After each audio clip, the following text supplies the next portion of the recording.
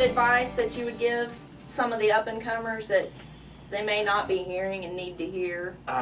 Learn about publishing. You know, that's the thing that my wife Judy is. I feel very fortunate. You know, like I've mentioned this before. If it wasn't for Judy, I would have everything on in a shoebox looking for a happy hour gig. But she, you know, learned about the mechanicals, publishing, licensing, and so and a lot of these young bands, they write a song, and the next thing you know, somebody will come up and they'll sign their publishing away, and then and later on, that's you know, as an old cat, I mean, it's really nice to have that. You know, she worked and got a lot of my publishing back that I'd signed when I was younger. So to have that catalog, to where that you own the writers, the publishing, and the masters, to have to own that. I mean, that's very, very valuable. You know, it may not be right now when you first write a song and you're just going to some, and they'll, you know, say come play for free beer, and you go, yeah. Right.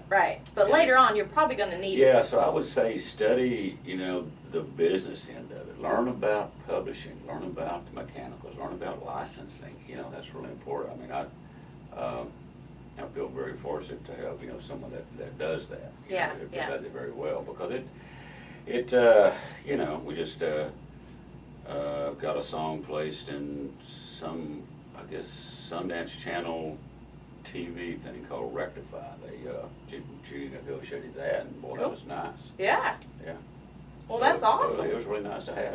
It paid for to get our driveway paved. Nice. That's all that matters. But I think that's very important, is to learn about the business end of it. Yeah. You know. But you know, when you're 19, 20, 21 years old, it's just, I mean, when I was that age, I mean, our contract, our writer just said beer and electricity.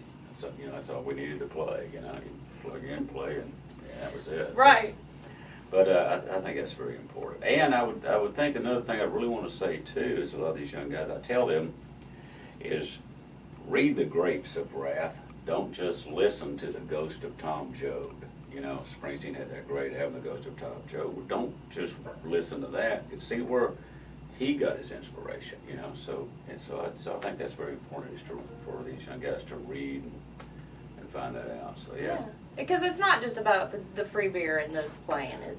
If you want to have a career. After a while, it is. Well, it can be, yeah. After a while, you know, but you know, earlier on, it's not. That's all, you know, that's it. But I think that's important too. Is to for me, like I say, it's learning new things. I think that's really important as a songwriter. Yeah.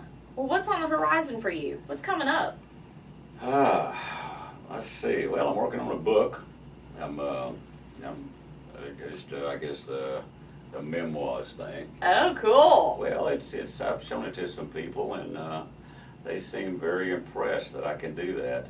But it's a pretty What, the writing or the remembering of it? Well, both. Yeah, both of it. You know, well, you know, it's my memoirs. Right. It could be anything. Yeah, nobody's gonna remember if that really happened or not. So, so a lot of that stuff, the people that were there at that time are, you know, dead or incarcerated. So I can say whatever I want to say. Exactly. But yeah, I mean, that's a good point. But yeah, I'm writing that, and then I'm working on got another project, got another movie script that I'm trying to kind of see where that is. I've finished that. Now we're going to kind of go out and just see if I want to get involved in that again. That was kind of heartbreaking, the first movie thing I did, in a way.